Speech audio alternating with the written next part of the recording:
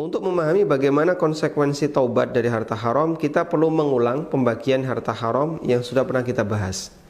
Harta haram dibagi menjadi dua. Pertama haram datnya, dan yang kedua haram karena cara mendapatkannya. Untuk harta haram karena datnya, seperti khamar, bangkai, babi, dan yang lainnya, jika benda haram ini sama sekali tidak memiliki manfaat yang halal, maka bentuk taubatnya adalah dengan cara ditinggalkan seluruhnya atau dibuang. Orang punya khamar, bentuk taubatnya apa? Dibuang. Orang punya daging babi, bentuk taubatnya dibuang. Dr. Yusuf Asy-Syubaili hafizahullah menyebutkan, al-muharramu lidzatihi la tasihhu taubatu minhu illa biitlafihi au izalati naf'ihil muharram. Benda haram datnya tidak sah taubatnya kecuali dengan membuangnya atau menghilangkan sisi manfaat haramnya. Ya. Punya apa misalnya bangkai, sisi manfaat haramnya apa? Dikonsumsi atau dikeringkan kemudian ditaruh di dalam rumah. Kenapa kok ini termasuk sisi manfaat haram? Karena nanti jadinya patung dalam rumah yang menghalangi malaikat untuk masuk ke dalam rumah. Lalu taubatnya bagaimana? Dia harus buang. Dia harus buang bangkai itu. Boleh nggak dimanfaatkan untuk sesuatu yang halal? Boleh, misalnya dipakai untuk pupuk. Demikian pula rokok, taubatnya adalah dengan cara dibuang.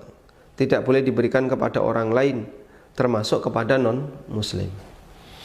Atau benda-benda yang dia tidak punya manfaat. Saya punya berhala misalnya. Dulu waktu beli kepala Buddha ini harganya Masya Allah ya, bisa ratusan juta.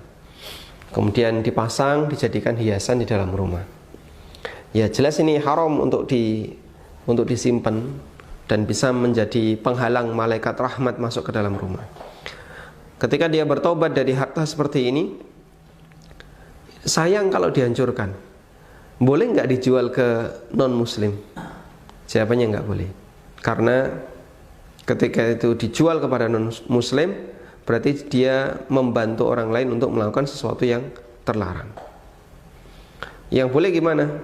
Dihancurkan. Karena dia tidak punya manfaat yang mubah. Berbeda dengan benda yang masih memiliki manfaat yang mubah, seperti bangkai. Para ulama menjelaskan, bagian bangkai yang tidak najis boleh dimanfaatkan, seperti bulunya, tanduknya, kukunya.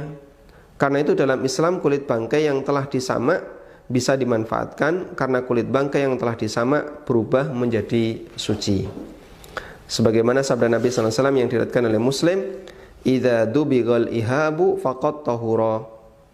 Selanjutnya ulama berbeda pendapat apakah bagian yang najis ini bisa dimanfaatkan. Yang dimaksud bagian yang najis di sini adalah bagian bangkai yang basah, seperti lemaknya atau organ dalamnya.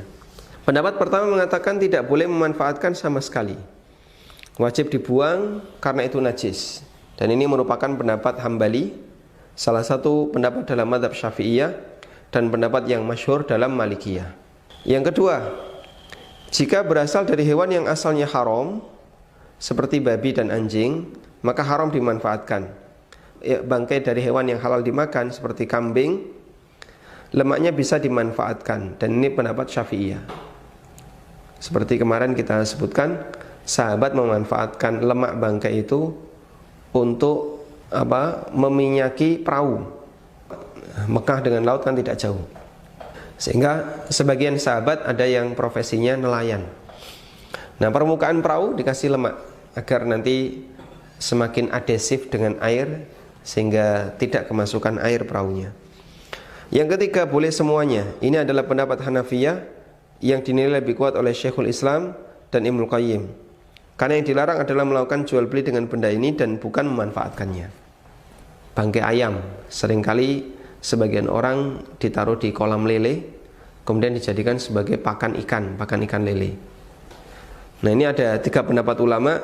Ada yang mengatakan terlarang secara mutlak, ada yang mengatakan boleh jika hewannya halal dimakan andaikan dia disembelih secara syar'i.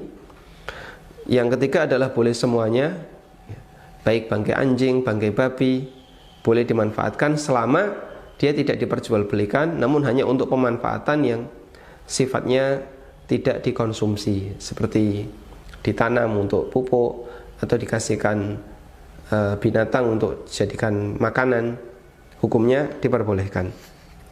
Wallahu ta'ala alam.